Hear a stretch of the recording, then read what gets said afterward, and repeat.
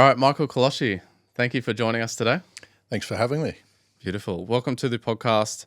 I like to always start this podcast with one question, and that is, what does discover your potential mean to you? Look, I work on a philosophy of continuous improvement. Okay. And so I think obviously that helps you discover your full potential, but it's got to be that 1% better every day.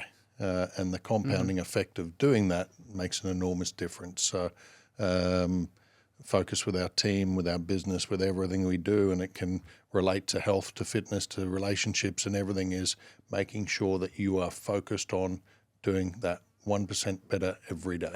Yep. Okay. So 1%ers. So, I mean, your journey has been quite remarkable. And I think from my point of view, a lot of people on the Gold Coast will definitely know who you are and in Australia in real estate. But if they don't know, explain to me a little bit about who you are. Oh, look, obviously our core business is real estate. And so I'm known for that here on the coast, and I've been selling real estate now for a very long period of time, 27 and a bit years. So, Okay. I said that to someone the other day. They said, "Well, you started when you were 10." So I look back and it's a long time when you think of it that way. But I still feel very young at heart. So it is something that I have built a career and a lifestyle out of, and been fortunate enough to be quite prominent in this space here on the coast. But this last sort of part of my career, particularly the last sort of 6 years, has been more around developing people within our brand and helping them grow and discover and reach their potential, and also looking at how the things that we do can impact those around us, the broader community, the stuff that we've done with our community fund to give back there, and also the impact that we have as a business across the whole Gold Coast because of our market share and our prominence, and how important it is that we lead by example and we set the standards and make sure that we are operating at a level that is transparent. We operate with integrity. We look to advise as many people as we possibly can, taking a view on what is in their best interest rather than our own. So just trying to share the knowledge and what we've learnt and help others around us. Yeah, that's nice to know that, like in the last part of your career now, is you're looking to just give back and share that, what you've learnt. What's inspired you to pursue the path of real estate? Like, where did that come from? Look, I always had a passion for it. It was something I always wanted to do from a very young age. I don't know exactly when it was. I think it was probably in my maybe my early years. I could have been 12, 13, 14. And there was a family friend that was heavily involved in real estate in Melbourne, and that sort of drew and piqued my interest, and then there was an opportunity when I was sort of not long out of school that sort of got me into working with Ray White Broadbeach, and one thing led to another. Yeah.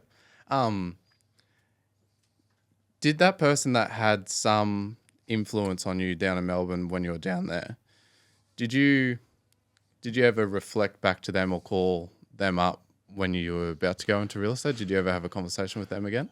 No, I didn't, because I was at such a young age, but it was something that probably initially it was sort of a bit of inspiration that drew my attention to it. But over time, as I grew and matured, it then, there was another opportunity that came up through a friend of my dad's and got me a role at Ray White Broadbeach, albeit as a receptionist, and one thing led to another over many, many years. But I don't know, I enjoyed the sales process.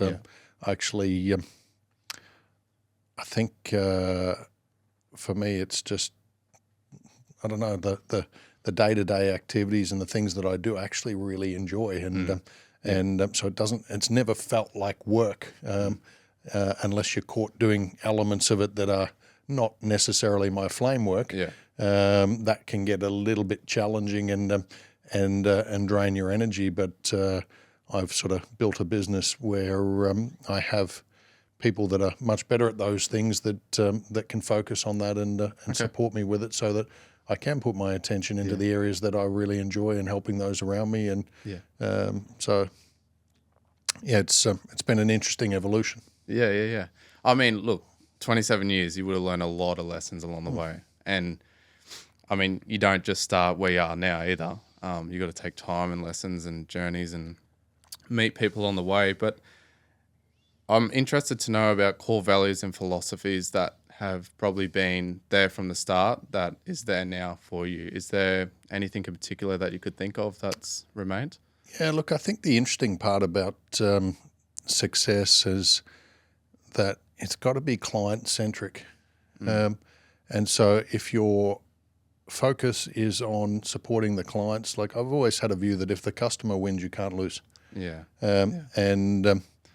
And I think if you can focus on that, and likewise, even as you become a business owner, if your team and the clients are all winning and you're helping them get what they want and what they desire, then ultimately you win by default. So, and so it's taking that longer term view and looking at how you can help and support those around you. And the more value you add to your clients, the market, the team, the more successful you will become. And you can look across the landscape of the Gold Coast and the world for that matter. And you will see the more value people bring to the table, the more they earn and the better their life traditionally is. So it's being able to give back and being able to sort of put those others and those things ahead of your own.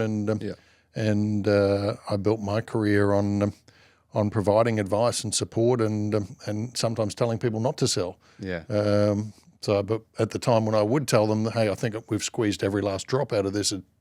If you're going to sell, now's the time. Then they would. And so I never really had any attachment to the fee per se or to that side of the process. It was just a byproduct that seemed to come. And so I just enjoyed the deal and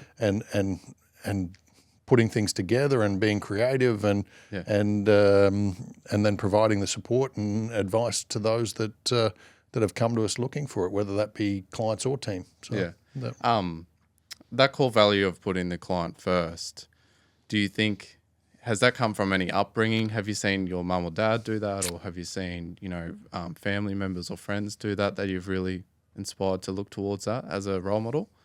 I think it was just always part of my DNA. Maybe it was sort of the way I was brought up, the people that I was around when I was younger.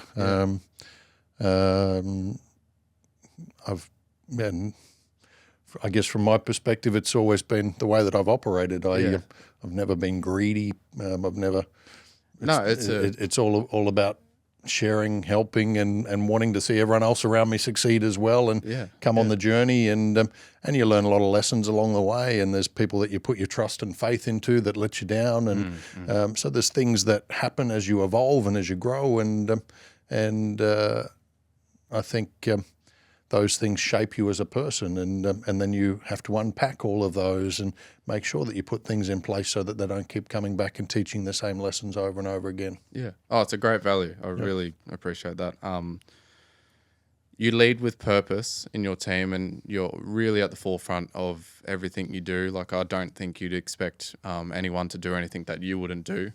But how do you lead with purpose in a shared vision in your team? Like, I'm sure you have one team goal, and how do you lead with that purpose towards a shared vision?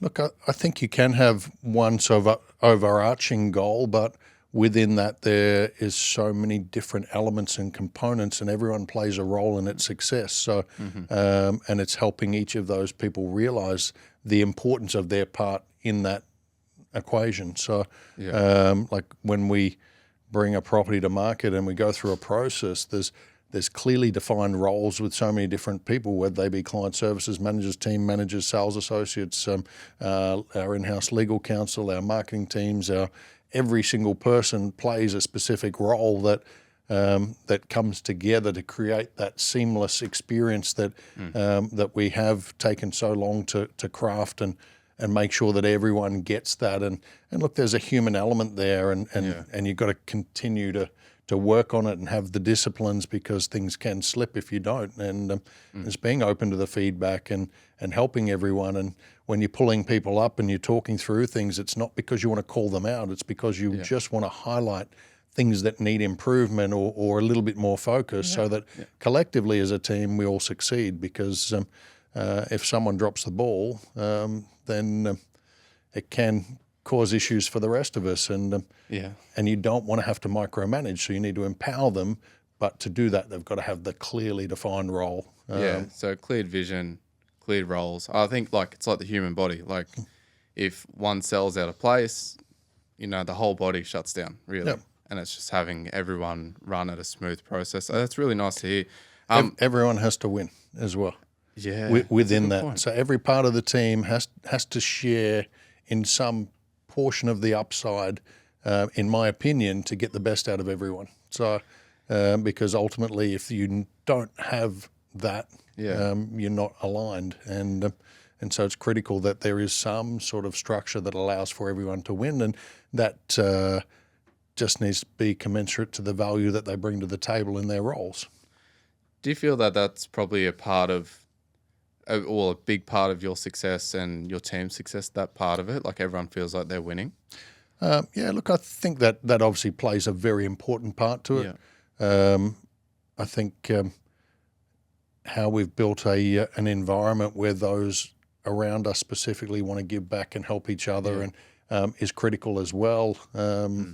So having people that have got no real sort of direct benefit on certain things, but they're going in and supporting those that need advice, help, to be better, to learn, to coach, and they do it because they know that collectively, if they can help lift those that are not quite as strong as others up, that it'll make the broader team better. So and the experience better for every customer in market. And so and sharing ideas and what are the quick wins that we can have, and what are the little hacks for time management and efficiencies and things that you can share across multiple teams and across the whole business, rather than just everyone keeping it to themselves. Everyone learns from everyone. Yeah.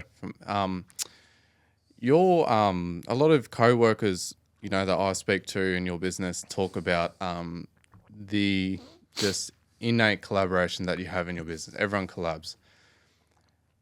But what do you think collaboration plays in your business, and then how does it foster a community around you? Like, how does that collaboration foster a community together? Oh, look, I think the collaboration piece is exactly what we've discussed. It actually makes every situation stronger for a client, stronger for the team.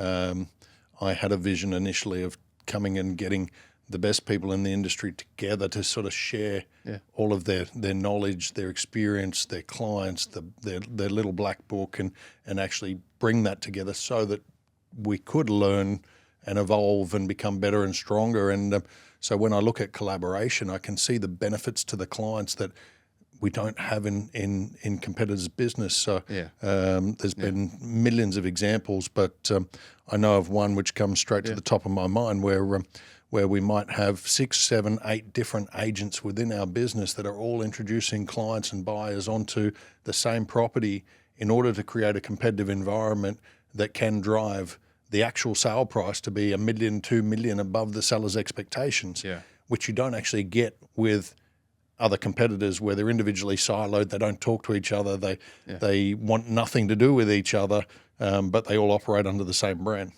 Sometimes you have more internal competition than you do external. Yeah. Let's talk a little bit about a significant challenge that you've had in your life, but how has that shaped you to who you are today? So maybe if you can share something that comes to mind that has shaped you for who you are today. Yeah, look, I think there's plenty of challenges that I've had along the way, and it does help you sort of breed resilience. So there's not a lot that can really rock me or phase me these days, which is interesting. So like I know that and live by that sort of motto that this too shall pass, and you will make your way through everything. And worry is a bit of a wasted emotion. So you go and put all this energy into things that will not happen. So I'm very solution focused rather than just sitting there dwelling on the problem and having a pity party. I can't stand that. It's like, okay, what is the issue? How do we resolve it? And what are we going to actually put in place to make sure it never happens again? So how do we unpack that? How could we have done something different? And maybe some of the as Tom Panos says, some of the best gifts come badly wrapped. And so I lost my father, who had cancer when I was 17, and he passed away a few years after that when I was still quite young. But those things forced me to grow up, forced me to become more of an adult than I otherwise would have. And at the time, it was very challenging. And if I could still have him here today, that would be fantastic, and it'd be great to have had that grey hair around me to support me with some of the decisions that I would have made through my 20s and even 30s that may have helped me from costing me a considerable amount of money with bad decisions or things. But I went through them, I learned, I evolved, but it did help me step up. And so whether it's that, whether it's challenges that you've had in business, whether it's litigation that may have come through and you look at something that drops in your lap, or a dispute and you're like, okay, how do we take 100% ownership over that? Now, maybe we weren't the main contributing factor there, but was there something we could have done differently? And to some extent, it might have been just making a decision or seeing the red flags that I shouldn't deal with that person because they're psychotic and crazy, and from the very start they were going to be a problem because the way that they behave says more about them than me, and the decision might have been that I don't have to do business with everyone. Other things might have been, you know what, if I had done this slightly different, or if we'd operated in a different manner, or if there could have been something small along the way that you've just got to unpack and go, maybe if we'd done that different, this wouldn't have happened. So those things teach you lessons, and so it's just working through it, unpacking it, being fair. You don't always have to be right. You just have to be fair. You need to understand, okay, could I have done this differently? How do I resolve it? Sometimes it means eating humble pie, and sometimes you may be right, but being right isn't necessarily worth the pain. So you just suck it up, get to a resolution, move forward, and make a conscious decision that you're going to learn from what happened, so that doesn't occur again. Do you think that comes from a lot of gut sense, from lessons in life along the way, instead of logically? It does to some extent, but there's obviously the ability to unpack that. So what I really enjoy about the environment we've created in the office is when something goes wrong, we've got two in-house lawyers there, but when something goes wrong, or which isn't that often, but if there's things there that we look at and go, oh, geez, that could have become an issue, we want to unpack it, we want to train around it, and we want to make sure that there's things that are put in place that are safeguards to ensure that it doesn't occur again, but also talk to the broader team around the consequences of their actions or lack of actions, or lack of being, like in some instances, just it's not proofreading something properly, or just being a little bit blasé about how they do something. And it can be simple. Like we've had instances previously where, and I think back to one many years ago where we'd sold a property and they'd been a little bit loose on the list of included chattels. Now, most agents across Australia would never put a jet ski dry dock on as a fixture or included chattel, or the chandelier, because they think, well, it's fitted to the ceiling, or the home automation system that with the subwoofers that's actually built into the walls inside the cinema. Until you turn up for a pre-settlement inspection and the seller's decided, well, I need the money, so I'm going to take this, and I'm selling all these things off, and they've stripped it all out. So now we, as a matter of practice, from the lesson that we learnt from that, make sure that every single property, we document everything. Fixture, whether it's a chattel or a fixture or inventory, everything. And it's got to be done to the point where you actually have the brands and the details and as much detail as you can, so there's no ambiguity, and that problem will never arise again. And you know what? Creates a little bit more work for people, but it's just now a step in the process. But you're protecting your clients by doing exactly. that. Yeah. And I think somewhat because of the luxury division you deal with, it forces you to go, I need to do everything for this person because, as you said, like legality wise, they're going to be looking at you when things go wrong. Yep. And you don't want that. No one wants that in life. So, and I think a big part of it as well is how do you make it easy for people? And by planning and doing these things properly, you avoid potential issues at a later stage, and people look to you for due diligence in this process. So a big part of everything we do is actually doing a lot of that DD up front for people that we can then provide to them that makes it easier for both parties to make a decision. Yeah, I love that. Backing into your personal life, like for you to become this person for everyone else, you're going to have to look after yourself a bit. Yep. Can you dive a little bit deeper into personal care, personal life, a little bit about your routine in your day-to-day outside of work? Yep. I think balance is critical. It's obviously real estate's a lifestyle. Yeah. So anyone that tells you that you can do 9 to 5 it doesn't happen. So it's just it is what it is, and you can do your best. But when you're dealing at this level, you've still got to be accessible to some extent. Yeah.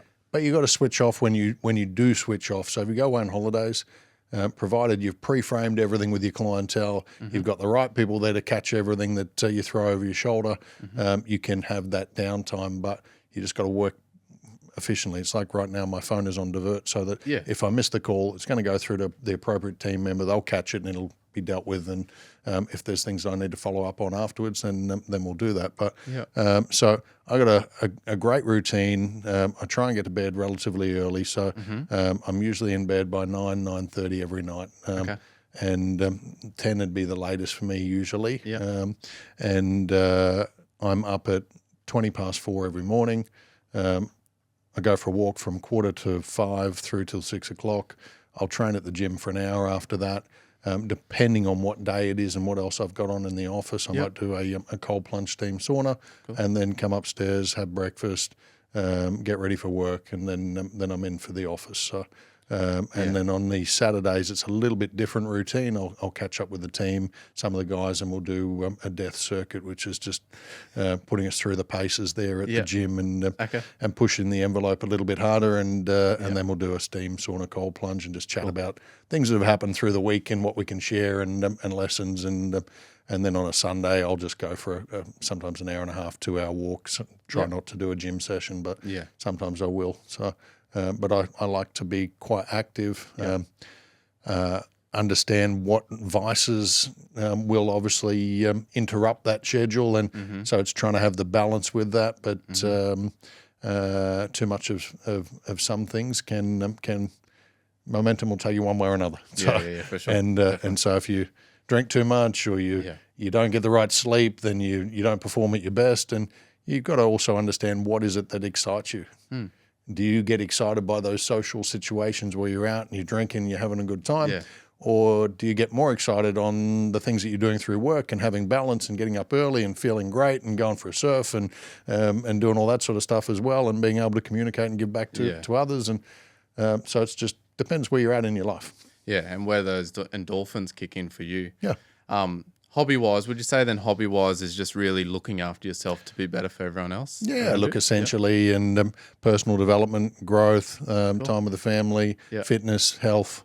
So it's I don't have it all figured out. Like ultimately, it's one of those things that that you can get to a point where, like, and I have said to others, working hard is not a badge of honor. Like, and a lot of people will do that, and it becomes more about the fact that they're there working rather than the actual output that they're getting. And if I'm not in the frame of mind and I don't feel like I need to be there, then I want to be at home or I want to be doing other things, and I'll disappear early because my head's not in it, and which is rare. But on the flip side, you just want to maintain that balance. You want to be able to book in holidays and actually it's hard because in real estate you need to train yourself to be present. You need to train yourself to disconnect. You've got all these phones and devices these days, and everyone's like on them all the time, and it becomes a bit of an addiction, and then same with work, and that can become an addiction. So you got to be careful, because it does then impact on relationships and family, and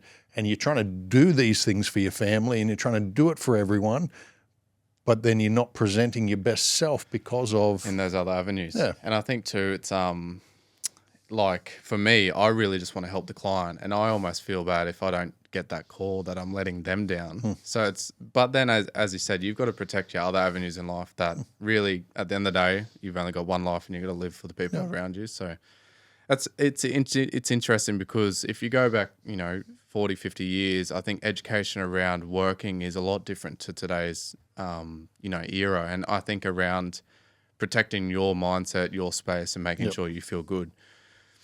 Have you seen a slight change in your industry of real estate from now to, back then to now? Do you feel those spaces around the work community is a little bit different of how they're shaped?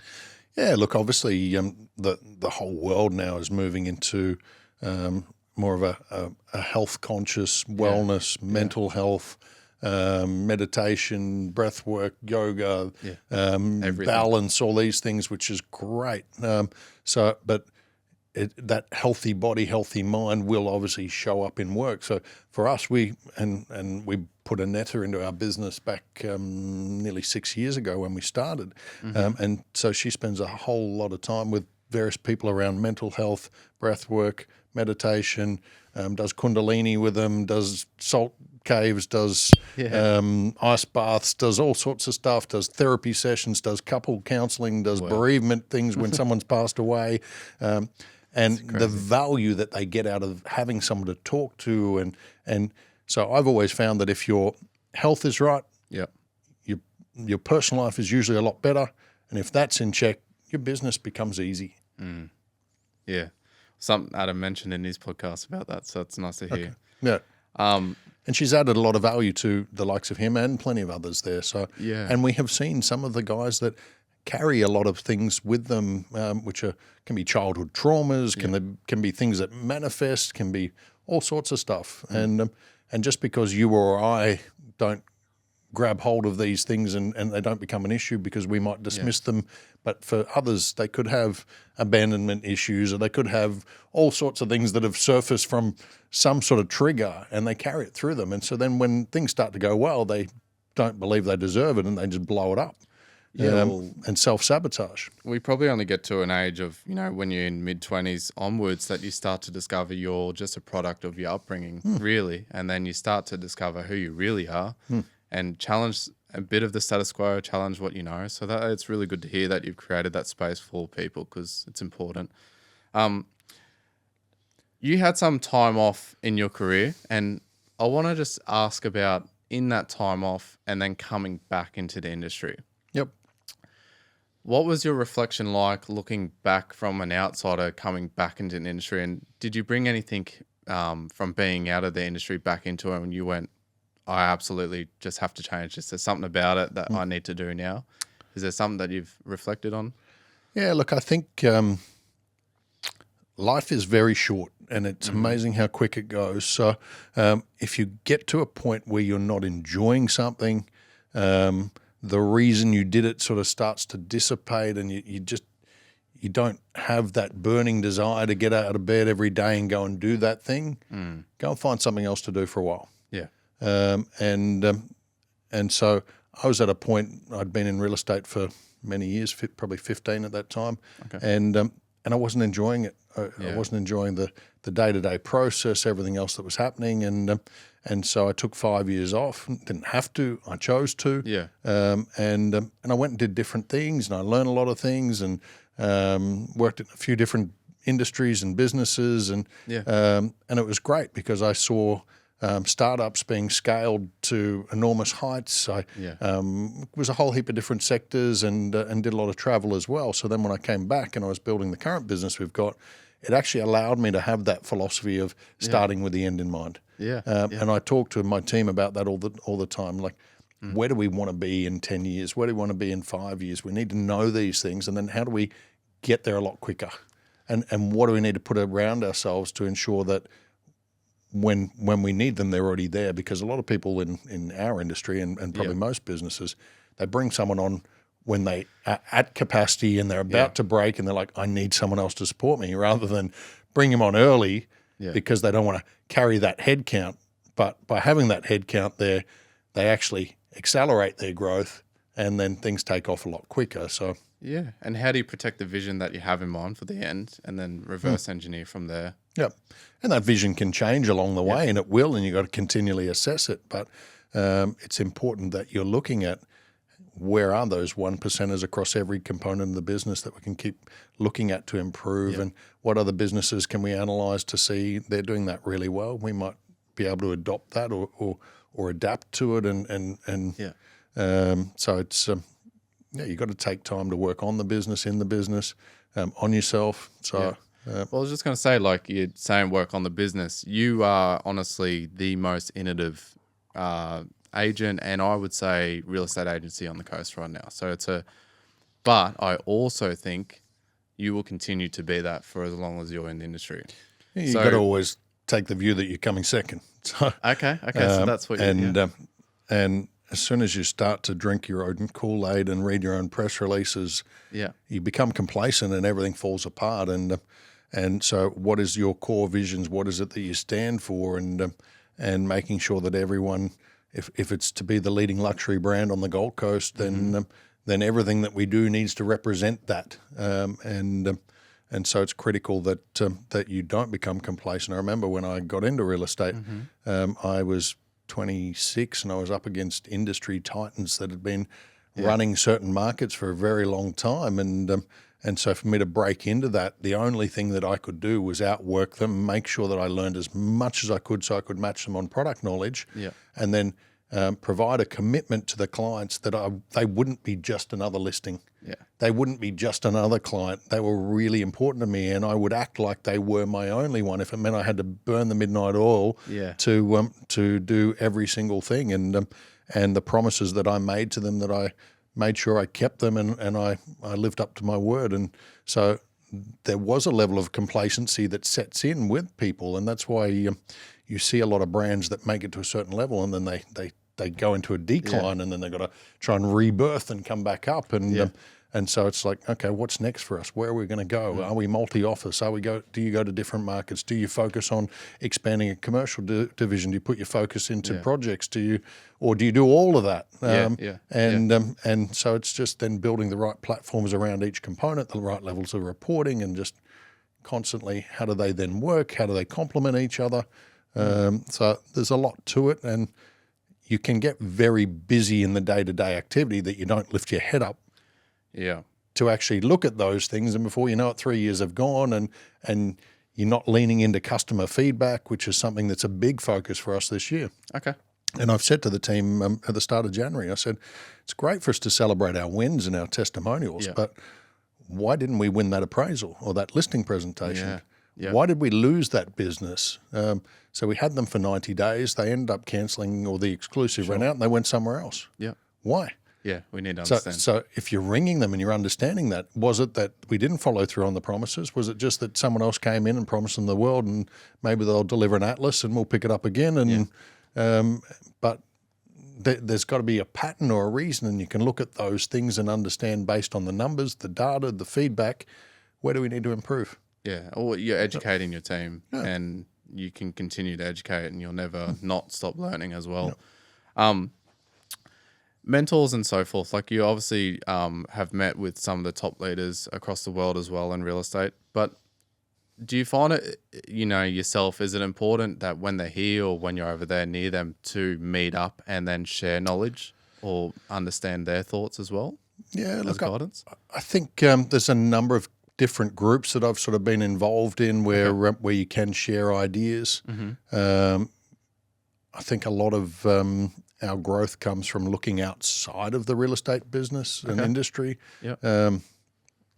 So I think when you get to these sort of sizes and scales that we're at now with 136 people across the team, and could be potentially considerably more if we wanted it to be, you actually need to understand how to run a business more than just a real estate agency, and it's all the nuances with recruitment and HR and policies and legal and compliance, and there's so many additional areas that you don't have when there's a team of 5 or 10 or 20 and everyone's just sort of pitching in doing what they need to do, and so it's looking at how do you scale those, how do you get better, how do you create a better environment and foster growth, and so and avoid some of the pitfalls and risks and things that so. And have you just took on lessons along the way? Like, I mean, it's pretty encouraging to see that you just go out and do all this stuff as well and bring on these people. But what have you learned? Who have you learned from to do this? Like, who has told you, or maybe said, maybe Michael, you should do this? Or I think you would be quite inquisitive. You've got to ask questions. Yep. If you have a clearly defined goal or target, then it allows you to sort of unpack, okay, well, what do we need to do? Who do we need to talk to? What are the potential risks around this? Who can we get advice from? And then making sure that the advice that you're taking from people, you analyze what is the beneficial interest in them giving you that advice versus, so it's just, like I think over time you evolve and you learn that and you don't know what you don't know, and you can think that you've got it all sorted and that everything's going well, but you'll then go to an expert or someone who is an industry leader in a certain field, and you'll talk to them, and they'll come back and they'll shine a whole different light on things, and that can make an enormous difference to your business if you are open-minded to keep constantly challenging it. So, and there are sectors of our business where we thought, you know what, everything's going really well and we're quite happy with it, and then all of a sudden we've gone elsewhere, and the benefits that has created for us have been significant. Like enormously, and without getting into any specifics, but so it's critical that you are open-minded to do that. And it's funny, I see some of the clients that we deal with over the years, and look, even Sahal and Saba are a classic example, who I know you know very well. They will buy a site, come up with ideas, but they never just go and build what they think. They sit down and they come and see us, and they go and see Pizzette Matheson, and they go and see all these other people, and they'll get, okay, so what do you think about this? What sort of car parking ratios do they need? Amenities, size, pricing, and we work through, and the designs and functionality and view corridors, and they'll work through all that. And these guys are very successful, top of their game, but they still look outside, or you look at others like Brock Monahan with Mosaic, classic example, like the fully vertically integrated, but they spend so much time on research and looking at how do they improve continuously. He's got a great business. He's got 14 towers under construction at any given time, and so how they keep running at that pace is fantastic. And that's a great message for everyone out there. It's just, no matter how high you get to in your field, you can always learn from others outside of it as well. So I want to talk about one specific, and that is every agent in your team gives back a percentage of their commission towards a community fund. They do, yeah. Where did that start, and why is that important to you? Look, originally there was a lot of different things that I was supporting, and the business was supporting, and I wanted to get everyone else involved in that, because I find that the more you give, the more awareness you create around those things, it changes them for the better. And it has had an enormous impact. And even in this last 12 months, we collectively, out of their various earnings, there was about $500,000 that dropped into our community fund. On top of that, there was probably another $250,000, $300,000 that the team and myself donated at our balls and our lunches and our charities, and then on top of that, we raised $1,049,000 in gross revenue at the ball, and another $405,000 at the lunch, and then on top of that, there was other donors and other things that were clients of ours that then we managed to collaborate with, and and through the awarenesses that we created that then contributed more. And so the total that they raised last year across all of those initiatives was 3.8 million thereabouts. And so that all went back to various charities and sporting clubs and schools and homeless and buying vans for the cancer ward and so many different sectors and different areas, which was great. So having that within the business, having an awareness shone on that, having us sponsor the Gold Coast show so that it could be free for everyone and the fireworks there. And it was amazing how far everything actually went and the value that it brought to the community as a whole. And the awareness, and now I've seen so many other clients that have seen what we're doing with this corporate social responsibility that have then come in and got involved. And so I think if you have enough to live on and in a comfortable manner, like you don't need to have everything, but if you can live comfortably, then you have a responsibility to try and help those around you less fortunate. And because even some of the best people can fall on hard times. COVID was a classic example. I remember the first ball that we did during COVID, sitting there and speaking to everyone about the fact that there were so many very affluent clients of mine that thought they were going to become bankrupt when COVID started.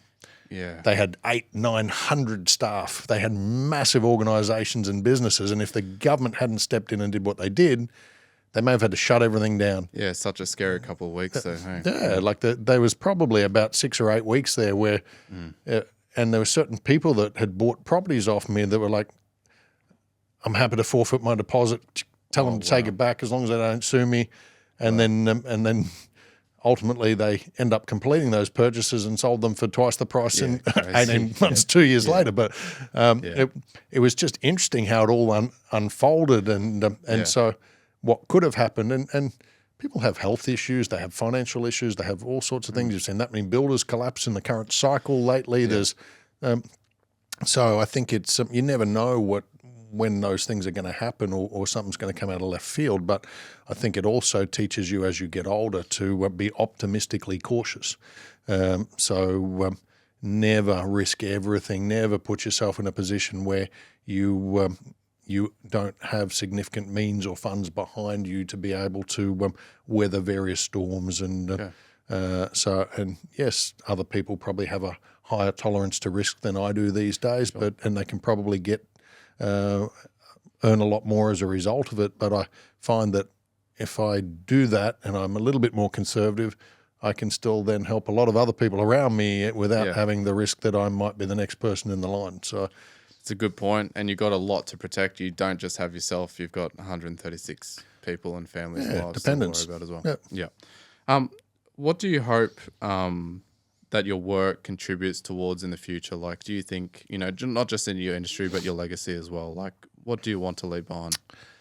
Oh, look, I think for us, a legacy is one thing, but I'd like to see the industry just keep transforming so that the experiences that we have are significantly better. It's our industry, like probably a lot, there's not a high barrier to entry. Sure. And that's got to change. Like to be a doctor or a surgeon, you've got to go and do a whole heap of study. It's not a 1 week course to become a fully licensed real estate agent. Yeah. And people go and do that, and then they hold themselves out to be someone that is a fully licensed real estate agent that can advise you on your most expensive assets in most people's instances, and they don't know what they don't know, and then it creates a bad name and a bad rep. And so whether they be compulsory traineeships, whether they be a much more stringent licensing that takes a year to do or 2 years to do, or they're things that I would like to see changed over time. Yep. I'd like to see some of the governing bodies be probably a lot more harder on those that are very loose with the way that they operate and the advice that they give to people. Yeah. So it's something that I see. Yeah, I agree. Quite regularly, and unfortunately, there's just nothing deterring them acting in the way that they're acting, and then ultimately the clients are the ones that are impacted by it. And look, those things, I don't know if they will change, but we can only lead from the front. We can operate in the manner that we want to. And if we take and maintain that focus that the customer's always got to win, and we do our best, and you know what, sometimes you'll make mistakes, just own them. Yeah. And as soon as you realize you've done something or you haven't lived up to a promise, own it. Don't try and make an excuse. Just get in there, fix it, and keep moving. Yeah. So. To end on this, contributing towards the world moving forward as one and betterment in our industry and the society, is there any advice you give to those seeking that change and seeking a better life that we live for everyone out there? I think it's you've got to work harder on yourself. Yeah. So the more you can improve yourself, the harder you work on that, whether it be health, fitness, education, upskilling yourself. So many industry peers across so many sectors are always happy to sit down and share advice and support, but it's wanting to learn and wanting to grow.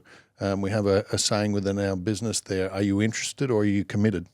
Because there's a lot of people in our industry that are interested, and then there's those that are committed, and the difference between the commitment and the interest is enormous. And it's just going that extra mile and best practice and following through on the things that you said you would. And as I said to a team member the other day, I said, if the difference between curing cancer for a family member was making sure that you could sell this property in the next 7 days, what else would you do to make sure that it was going to happen? How would you bring it closer to a sale? How quickly would you follow up every inquiry? How diligent would you be with it? What would you do to prepare for it? How much information would you give them? Like, we almost accept the norm of what is normal somewhat. It's like, but you're right. Like, what would you do? Like, make it an obsession. And actually be excited to follow it up. And the biggest thing that I hear in the real estate industry, you talk to the guys at realestate.com.au, they say something like 80% of every inquiry never gets followed up. Are you serious? Yeah. And so you look at it and you go, okay, well, a lot of people sit at the table, promise the world to their clients, and then they don't have the courtesy to follow them up. Yeah. Oh, goosebumps. That shouldn't happen. So no, but it does. Yeah. So, Look, Michael, I just want to say thank you. Thank you for being the person you are in the industry. Thank you for being the person to the community on the Gold Coast. And I think from my point of view, I think this is an exciting space to watch you grow. And honestly, it is just the start. Like how long have you been doing Kollosche now? 1st of January 2019 in its current format. So, yeah. So everyone watch this space, support Kollosche, support what they do. I think it's amazing what you're doing. And thank you for coming on. Perfect. Thanks. Thank you.